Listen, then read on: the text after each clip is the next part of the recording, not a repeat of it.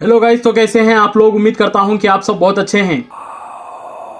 दोस्तों, अगर आप इस चैनल पर नए हो तो प्लीज सब्सक्राइब कर लीजिए और हमारी दूसरी हॉरर स्टोरीज को जरूर जाके देखें और सुने। आप लोगों को बहुत ही मजा आएगा। ये कहानी उमर की है, तो चलिए शुरू करते हैं आज की कहानी। हाय, मेरा नाम उमर है और मैं एमपी भोपाल के पास में ही गिरी गांव का रहने वाला हूँ। ये घटना उस समय की है जब 2009 में मैं अपनी पढ़ाई खत्म करके अपने घर वापस जा रहा था और मन ही मन में मैं बहुत ही खुश था कि बस अब तो पढ़ाई खत्म हो चुकी है और एक अच्छी खासी नौकरी देख के लाइफ में सेटल होना है। हमारी फैमिली पर कर्जा बहुत था। ये कर्जा मेरे पिताजी ने ले रखा था मेरी पढ़ाई के लिए और इस कर्जे की वजह से ही शायद मेरे पिताजी इस दुनिया में नहीं रहे। अब ये कर्जे की जिम्मेदारी मुझ पर थी, इसीलिए मैं एक हफ्ते के लिए घर में रहकर मेरी माँ से इजाजत लेके भोपाल शहर में चला गया नौकरी की तलाश में। मैंने बहुत सारी जगहों पर इंटरव्यू दे रखा था, ये सोचकर कि कहीं ना कहीं नौकरी मिल ही जाएगी। मेरे रूम का रेंट और मेरे खर्चों के लिए मैं पार्ट टाइम एक कंपनी में कार चलाने लगा। एक दिन कंपनी वालों ने मुझे एक क्लाइंट को 30 किलोमीटर की फासलों की दूर गांव में ड्रॉप करने के लिए काम सौंपा और वापस 10 o'clock को ही कंपनी को कार वापस करनी थी। किसी तरह मैं वो क्लाइंट को ड्रॉप करके वापस अकेला ही आ रहा था और उस समय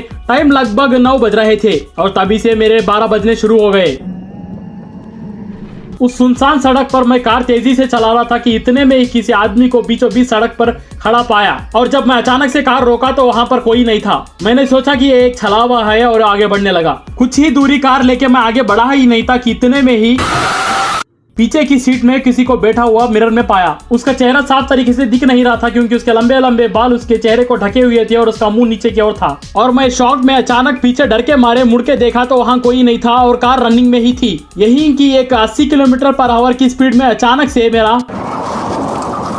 मेरा साइड का डोर खुल जाता है और मैं कार को और अपने आप को किसी तरह संभाल कर कार साइड में रोक लिया। इस बार मैं बहुत डर चुका था और इस सुनसान सड़क से बाहर निकलना चाहता था। फिर कार स्टार्ट करके मैं आगे बढ़ ही रहा था मगर अचानक से एक जोर सी चीख सुनाई दी मुझको और कार के वाइपर की जगह एक कटा हुआ हाथ कार के ग्लास को जोरों से पीट रहा था कि मानो तोड़कर ही मानेगा। ये देख मेरे पसीने छूट गए और मेरे आंखों पर विश्वास ही नहीं हो रहा था। मैं समझ चुका था कि ये अदृश्य शक्ति जो भी है मेरी जान लेकर ही मानेगी और कार के ऊपर कोई भारी भरकम जानवर चढ़ गया है, ऐसी आवाज आ रही थी।